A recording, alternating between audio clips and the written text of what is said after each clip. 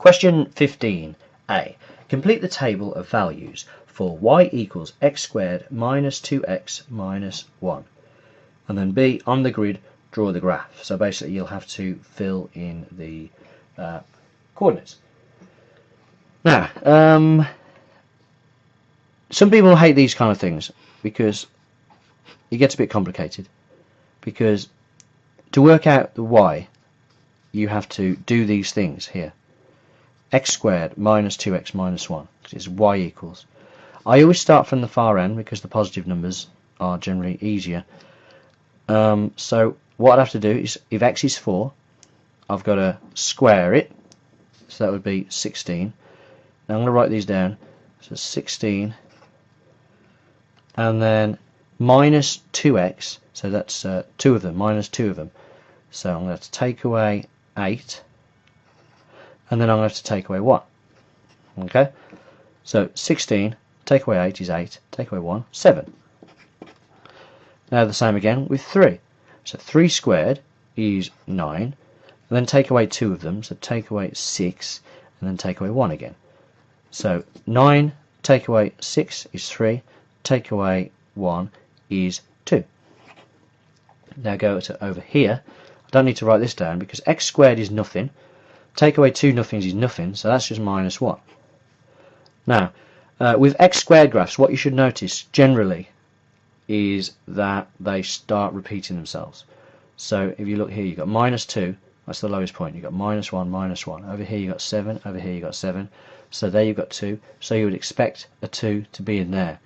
Okay, so minus 1 squared then, so minus 1 times minus 1 is 1. I'm going to write this down over here. And then, now be careful because it's negative, although we know it's going to be 2. Well, we hope it's going to be 2. So minus 2 times minus 1. So 2 times minus 1 is minus 2. So it's minus minus 2. So it's plus 2. And then you're going to minus 1.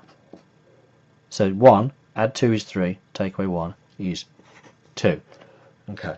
Now, if they don't repeat themselves, check it again. But if you've checked it and checked it and checked it and you're absolutely sure it doesn't repeat itself, then don't worry too much, because sometimes they always do repeat themselves, but sometimes it's the decimal numbers that repeat themselves. So if you have a table like this with all whole numbers in it, you won't see any repetition, any symmetry. Okay, when I say symmetry, I mean through this middle there, minus 2, then same. So if you don't see it, don't worry too much. But generally, any question that you have to do, there will be some kind of symmetry. So anyway, fill that in. B, on the grid, draw the graph, x squared minus 2x minus 1, so that's the same graph. So minus 2, 7, so back to 7, so there. Minus 1, 2, so back 1, up to 2. 0, minus 1. 1, minus 2. 2, minus 1. 3, 2. And then 4, 7.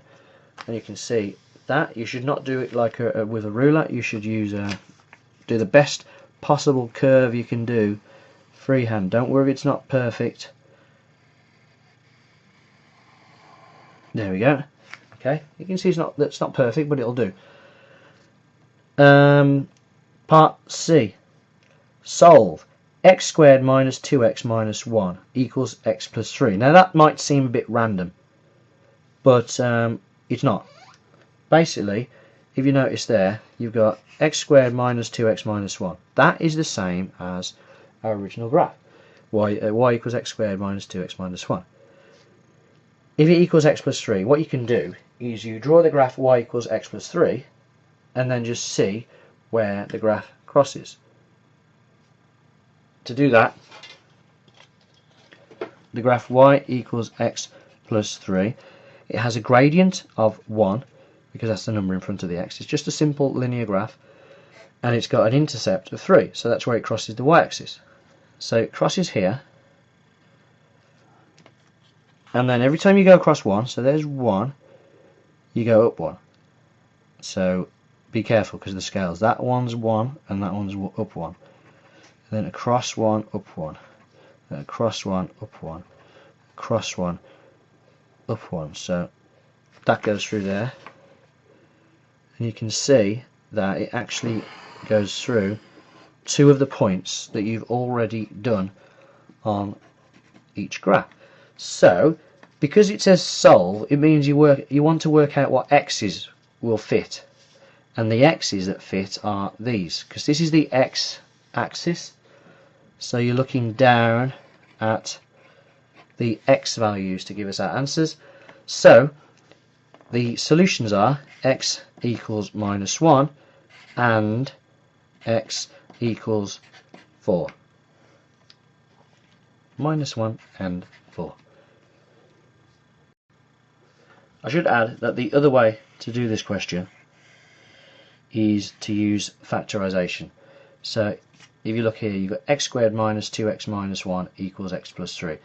To use factorization, you need to get it to equal 0. So what we need to do is take away an x from both sides, so that would leave us with minus 3x, and then take away 3 from both sides, that would leave us with minus 4, because you've got minus 1, take away 3 is minus 4. So x squared minus 3x minus 4 equals 0. So if I factorise that, so put into your double brackets, that would be x, and then 2 numbers that multiply to give minus 4 and add to give minus 3. So that would be 1 times 4 gives 4, and then because it's minus 4, it means one of them's got to be negative, so it's either going to be 1 take away 4 or 4 take away 1. Well, only one of those gives minus 3. 4 take away 1 just gives plus 3, so it's going to be 1 take away 4. So the 4 one is negative, the 4 bit, and the 1 is positive. So when we actually get our solutions, remember we're trying to find what x value makes this bracket equal 0, because that times that equals 0. So we assume that at any one time one of these must be equal to 0. So minus 1 plus 1 gives 0, so that x is minus 1, and this x must be 4, because 4 take away 4 is 0. And as you can see, that's the same as what we got here. So there's 2 ways to do it. You either draw both graphs and see where they cross, or you can factorize it.